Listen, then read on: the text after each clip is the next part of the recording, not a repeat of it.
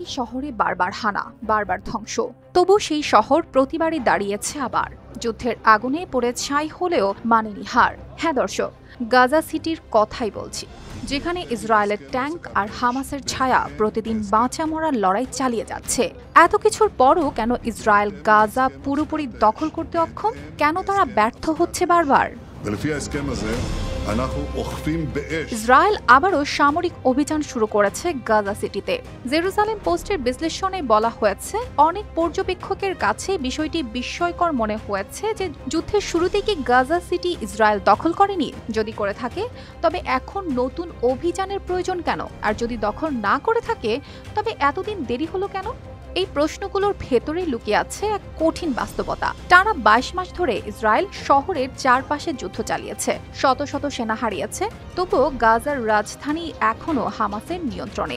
এখনো প্রায় ৫০ জন জিম্মি আটকে আছে সেখানে। আর গাজা সিটি ও আশেপাশের বহু এলাকায় হামাস কার্যত টিকে আছে অদৃশ্য ছায়ার মতো। ২০২৩ সালের অক্টোবরে প্রথম স্থল অভিযানে ইসরায়েল শহরটিকে কেন্দ্রীয় গাজা থেকে বিচ্ছিন্ন করে দেয়। সেনারা আশেপাশের মহল্লা ও উপশহরে অভিযান চালায়, কিন্তু শহরটিকে পুরোপুরি দখল করেনি কখনো। ইসরায়েলি কমান্ডাররা একে বলেছিল হানা দিয়ে ফিরে আসা কৌশল। শুরুতে তারা ভেবেছিল এই কৌশলেই হামাস দুর্বল হয়ে পড়বে, কিন্তু বাস্তবতা হলো উল্টো।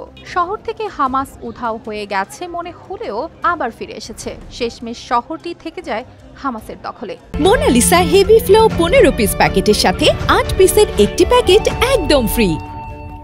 নভেম্বরের মাঝামাঝি সেনারা দাবি করেছিল হামাসের অন্তত ১০টি ব্যাটালিয়ন তারা ধ্বংস করেছে, কিন্তু বাস্তবে দেখা যায় সেই ইউনিটগুলো ভেঙে যায়নি, বরং ২০২৪ সালের শেষের দিকেও হাজার হাজার যোদ্ধা জাবালিয়ায় সক্রিয় ছিল।